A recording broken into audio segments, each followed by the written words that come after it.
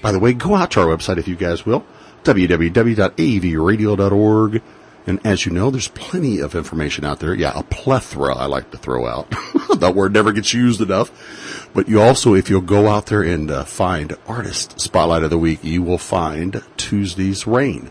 And if you read their bio, and you can actually click on their photograph, it will take you out to their website. But what is really kind of cool about this is what you don't know yet, but you're soon to, is I actually have band members Bob and Alex Hargrove on the phone, or in this case, on the radio with me, live from Simi Valley, California. Hi, guys. How are you? Hey, Jim. I'm Bob. Hey, it's Alex. What's up? Hey, man. How are you guys doing out there? We're doing awesome. How about you? Well, you know, I got you on there, so it's fantastic. By the way, guys, Tuesday's Rain, you guys rock. Tell me the secret. How do you do this? Because it's very unique.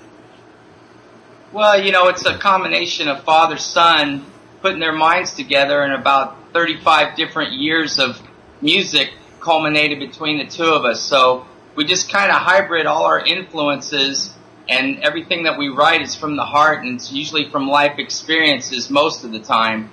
So we just kind of put our heads together and come up with this stuff, and we get in the studio, we kind of polish it up and send it out there. How is it, or I should say, yeah, maybe it is. How is it working with, I'm going to ask this toward you, Alex. How's it working with your dad? It's pretty cool because, like, sometimes when you're, like, doing shows and stuff, you need someone to kind of have your back and stuff, and I don't know, things get weird sometimes, and he's, like, always there. It's cool. It's like, I can always depend on him to be there and stuff, like, help me out, and it's cool because we get to carpool and stuff, and we get along really great. Like, also, like, when we're writing and stuff, just, like, improv jams off the cuff, it's really weird. I don't know if it's a genetic thing, but, like, we know, like, automatically when the next change in the song is gonna come, when we're gonna throw it in, and we don't have to, like, agree on it beforehand. We could just, like, play, and it kind of works all together, and just, like, weird, like, almost psychically, but I don't want to use that word. So I think it's, like, a family thing, so it's cool. And he's, like, the coolest dad ever, so it's different than when you just say to people, yeah, I'm in a band with my dad, because people just think, oh, God, that's, like, totally lame. But, no, he's got, like, long hair and stuff. He took me to yeah, I saw the photograph. Yeah, he's been taking me to Slayer concerts and stuff since junior high, so he likes all the same stuff I'm into, and he's an awesome dad, so, yeah, it's really great. Well, all right, now I'm going to reverse that and ask you, Bob, what's it like working with your son? And by the way, can I ask how many years difference there is? 24. Okay. Yeah, now, well, you know, for me, it's like, how many dads can have the opportunity to have a hobby with their sons? I'm sure there's a few out there that have a father-son thing that they do together, just them, and it's kind of exclusive, and that's what I really love about it, is that I was able to come up with a way to keep him in my life, and something that's so important to me, my music, that he would be such an integral part of that, being the drummer.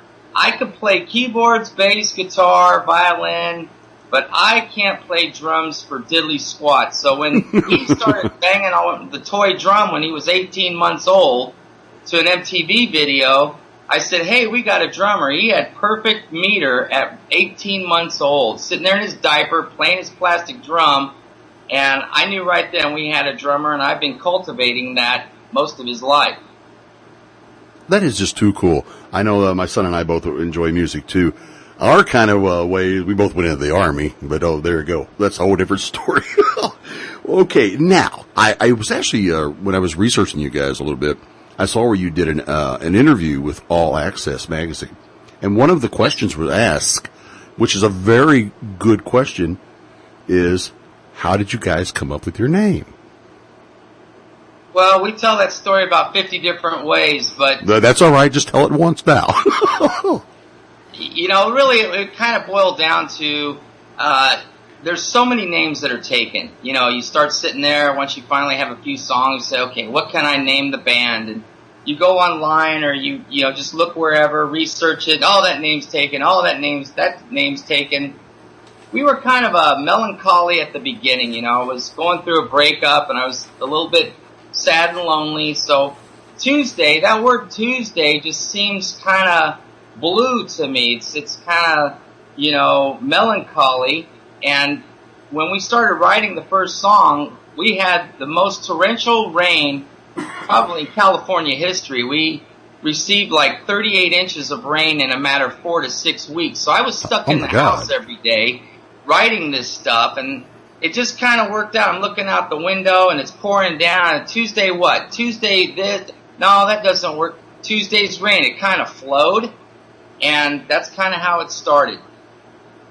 You know, and I always say a lot of times when on some of my radio shows, I talk about how the song that different artists come up with, how they actually, the meaning behind them, I should say. That's, I guess, where I'm trying to get to, just cut to the chase. But the fact is, same way with the names. People have no idea how something in life can affect, you know, what you hear the end result, but sometimes people, they don't really listen.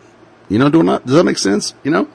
It sure does. I mean, even when you do song titles, too, you know, you don't want to name your song the same name that 100 other artists have. And sometimes it's unavoidable. Sure. You know, everybody's got to run away, probably, and everybody's got to ride away.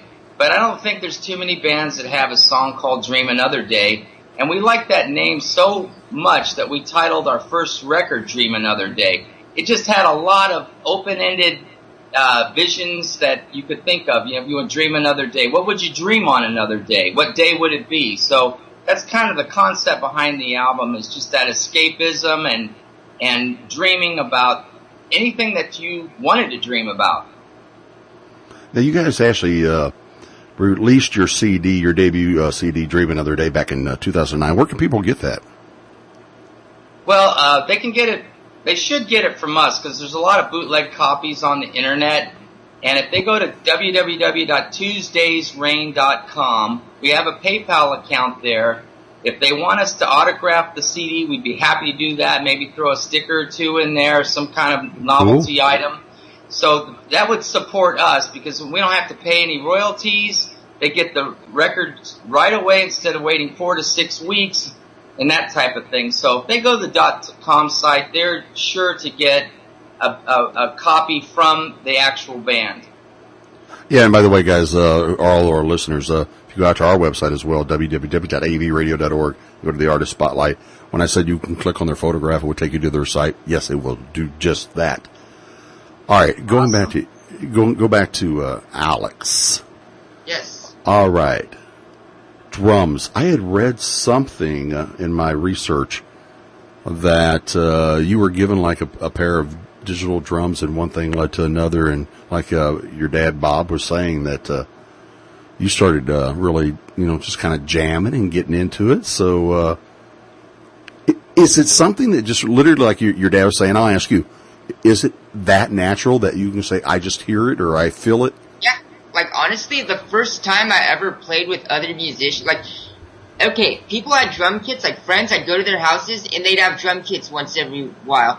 And I just, like, listen to the songs that I like, and I'd sit down, and I just kind of play the song, like, try and whatever I heard, just sit down and hit it accordingly to what, you know, I remembered from the CD. And then, like, a few other people were playing, and the drummer, like, flaked on this one show, this, like, specifically my party. And I sat behind the drums, and I was like, well, you know, whatever, I'll try it. So we played a bunch of songs that we all knew. I don't think the other guys had rehearsed them first either. Maybe the guitar player, because, you know, that's very specific, but he knew the songs. And so me and the singer just sat down, and I was like, wow, you are really good at the drums. I'm like, that's the first time I ever tried playing with a band, and that's how I, you know, formed my first band. I just could sit down and do it. It's always been something. Now, I can't do it, like, perfect, and I don't know all the, like, crazy tricks and stuff and ways to, like, speed it up, all those crazy fills and things like that. I'm very self-taught, but it's just always, I can hear it and pick out what needs to be there and always tap along. Even if I'm not playing drums, I'm driving in the car, I just tap along to whatever's on the radio and try and memorize it in so many passes before the beat loop repeats. It's kind of a game I play with myself. No, and I can appreciate that, which is really cool, because I love to play piano, and I can read music, but I can't read music and play the piano at the same time. Does that make sense? Wow. I have to, yeah, I have to piano memorize class. every line. Yeah, I took piano class, and I know exactly what you mean. It's like you got to kind of read it and ingest it in, and then kind of play it first, and then once you got it, then go through and play the whole thing note for note. But Sure, like, huh? Go ahead. But yeah, like it's different. Like when you're writing on the piano or just playing, from your heart or whatever, I can sit down and do that, not a problem. All right, now I'm going to turn this back to you, Bob. Then I got an announcement for everybody. I noticed that you play a 12-string guitar. I can play a little guitar as well, just a little. So I play at it, I should say. Cool. 12-string is totally different than a common guitar.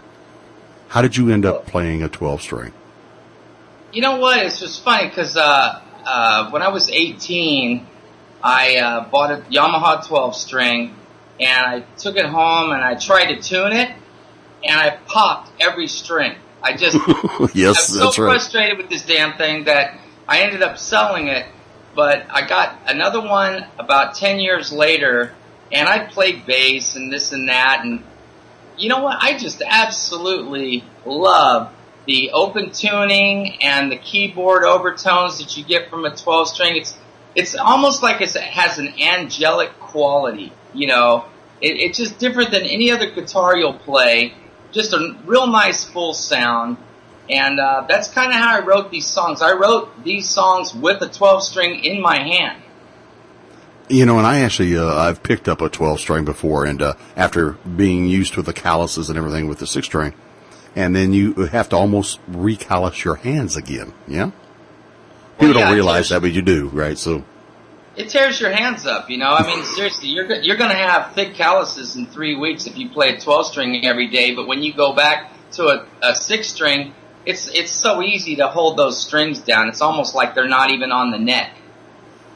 all right, and now what I was leading up to, you guys ready on your end? Yes, we are. Okay, guys, we got a 12-string, and we got a drum, and we got a live acoustic. Here is a live performance by Bob and Alex Hargrove, Tuesday's Rain. Hit it, guys. All right.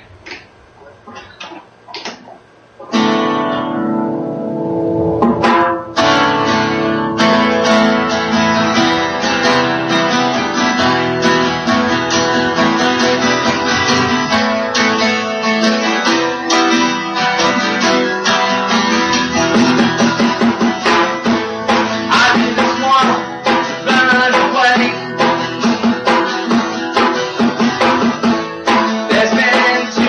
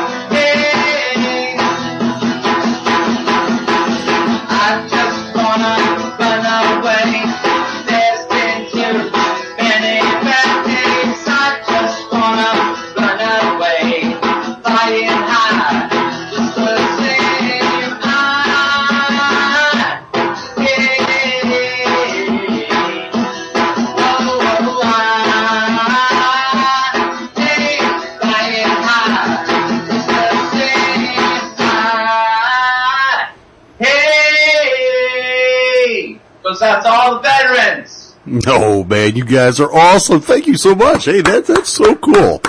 But ladies and gentlemen, you just got a live acoustic version right there of Tuesday's Rain. Now, your latest CD, is it out yet? You know what? We have a couple singles out right now, Jim, that you can find on our website, our .com. We Are One is the single. You go to the home page, the upper left-hand corner where it says We Are One. You click on that. It'll take you right to the song. And if you go to the listen page, we actually have 3 new songs in that listen category. Or you can go to Reverb Nation, sign up for a free download of Cool. We Are One. Well, Yeah, so we got 2 done, and we're getting ready to do 3 more and finish up the EP probably by the end of the summer. guys, I really appreciate it. I know all of our listeners appreciate it.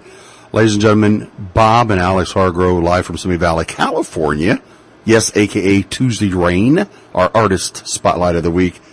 Guys, thank you so much for hanging out with us for a few minutes. We do appreciate it. And, hey, that was really cool, that live performance. Go ahead. We want to thank you, and we just want to thank all the veterans for their sacrifice and their dedication to our freedom. We can't thank you all enough, and we really appreciate this opportunity. Alex, sign off. Yeah, definitely. Thank you all for your service. It is like so much appreciated you don't even know. But you guys are awesome. So, and yeah, thank you for having us on today. It was a pleasure talking to you and performing for you, and you're a great interviewer. Rock on. Yes. I appreciate that, guys. Thank you so much. Ladies and gentlemen, here is one of their latest singles off that EP soon to come, We Are One, our artist spotlight of the week, Tuesday's Rain.